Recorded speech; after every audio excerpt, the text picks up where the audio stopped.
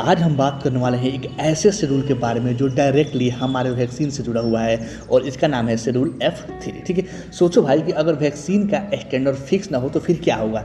मान लो कोई भी चीज़ का स्टैंडर्ड फिक्स ना हो तो कोई भी कंपनी आती है, कुछ भी बना देगी और हम लोग को क्या कर देगी, कंज्यूम कराने के लिए मजबूर कर देगी, हम लोग कंज्यूम कर लेंगे। ठीक है, तो इसीलिए इसी प्रॉब्लम को सॉल्व करने के लिए इंडिया में ड्रग एंड कॉस्मेटिक रूल के अंडर शेड्यूल F3 बनाया गया। ठीक है, इस शेड्यूल F3 में लिखा होता है कि वैक्सीन का स्ट्रेन क्या होगा, ठीक है, उसकी पोटेंसी कितनी होगी, उसको कैसे स्टोर करना पड़ेगा और कैसे टेस्ट करना पड़ेगा। ठीक है, ये सारी चीज़ें शेड्यूल F3 में दी जाती है। ठीक है, तो इस वीडियो में हम जानेंगे कि आखिर शेड्यूल F3 जो होना ये होता क्या है। ठीक है, और ये भी जानेंगे कि इसका हिस्ट्री भी देखेंगे, थोड़ा इस सब का हिस्ट्री भी देखेंगे। ठीक है, और शेड्यूल F3 है ना, ये किस किस प्रोडक्ट पर अप्लाई होता है। ठीक है, और इसमें क्या क्या मेंशन होता है शेड्यूल F3 में। ठीक है, और ये भी देखेंगे अगर मैन्युफैक्चरर जो है इस शेड्यूल F3 को मतलब कि फॉलो नहीं करता है तो फिर क्या क्या होगा। ठीक है, तो चलिए वीडियो शुरू करते हैं। उसके बाद देखिए this video is proudly sponsored by मुक्तबा।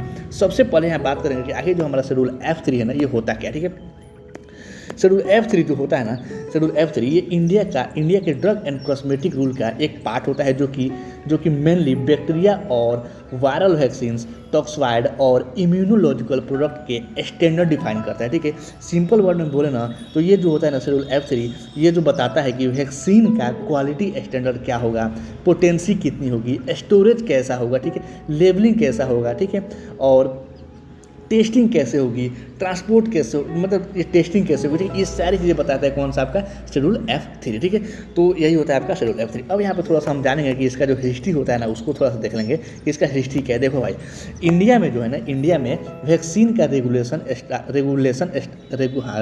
Start हुआ था ड्रग एंड कॉस्मेटिक एक्ट 1940 से। ठीक है, और 1945 यानी 1945 में रूल आया जिसमें अलग अलग शेड्यूल ऐड किए गए, जैसे schedule A, B, C, D, C1, F, F1, F2, F3, FF। ठीक है, ऐसे बहुत सारे आएंगे। ठीक है, तो उसी में से है शेड्यूल F3 जो स्पेशली इम्यूनोबायोलॉजिकल प्रोडक्ट के लिए बना था। ठीक है, अब लेटेस्ट टाइम में जब कोविड आया था ना, तब वैक्सीन जैसे आपका हो गया कोवैक्सीन या कोविशील्ड, इन सब के इवेल्युएशन भी रेगुलेटरी फ्रेमवर्क के अंडर ही होता है। ठीक है, अलॉन्ग विथ CDSU यानी कि central drug standard control organisation के अंदर। ठीक है, अब यहाँ पे हम बात करेंगे कि जो शेड्यूल F3 है ना, शेड्यूल F3 किस किस प्रोडक्ट के लिए अप्लाई होता है। ठीक है, ये जो मेनली अप्लाई होता है ना, एक शेड्यूल F3 जो होता है ना, अप्लाई होता है बैक्टीरियल वैक्सीन जैसे टाइफाइड वैक्सीन हो गया। ठीक है, इस तरह का कुछ वायरल वैक्सीन जैसे आपका मिलेस वैक्सीन हो गया, यही लिखा है ना, मिलेसिस वैक्सीन जो भी हो,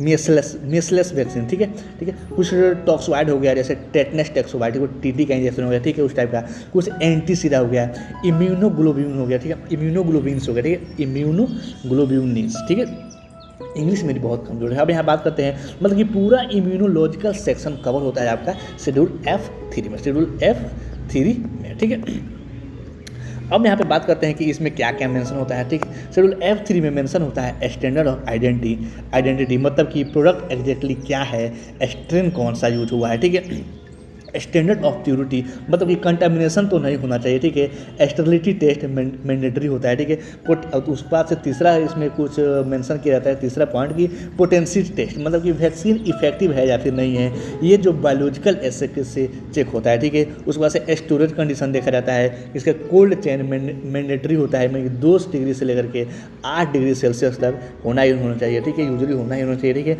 उसके बाद से यहाँ पे लेबलिंग रिक्वायरमेंट मतलब कि batch number, expiry date, storage instruction कि कैसे स्टोर करना है, कैसे ट्रांसपोर्ट करना है, कैसे हैंडलिंग करना है, ये सारा चीज़ मेंशन होता है शेड्यूल F3 में। ठीक है, अब यहाँ पे बात करते हैं जैसे मान लो कोई एक ऐसी कंपनी है जो कि इसको बनाती है, शेड्यूल F3 की जो कैटेगरी की जो दवाइयाँ होती है, जो बायोलॉजिकल प्रोडक्ट है उसको बनाता है, अगर उस बनाता है। ठीक है, और शेड्यूल F3 का जो भी हमारा नियम है, कायदा है, कानून है, उसको फॉलो नहीं करता है तो उसके ऊपर क्या क्या कार्रवाई हो सकता है, तो उसका जो प्रोडक्ट है ना वो रिजेक्ट हो सकता है। ठीक है, लाइसेंस जो वो सस्पेंस हो सकता है, यहाँ तक कि लीगल एक्शन भी पॉसिबल है, उसको जेल, ये सारी चीज़ें होता है। ठीक है, लेकिन ऐसा इतना मत समझो कि ऐसा होता है, होता कुछ नहीं है, सब चीज़ मतलब कागज़ पे, लेकिन कई बार हो भी जाता है, कुछ बता नहीं सकते हैं। ठीक है, उम्मीद है भाई कि समझ में आ रही होगी। अगर आपको कहीं लग रहा होगा कि नहीं यहाँ पे गलत इन्फॉर्मेशन दिया जा रहा है या फिर कहीं पर भी गलत इन्फॉर्मेशन दिया जा रहा है किसी भी वीडियो में, तो आप कमेंट करके बता सकते हैं। ठीक है, और इसका जो MCQ है वो कमेंट सेक्शन में है, कम्युनिटी सेक्शन में जाकर वहाँ से देख सकते हैं। मिलते हैं कल एक नए टर्म, नए टॉपिक और नए वीडियो के साथ, तब तक के लिए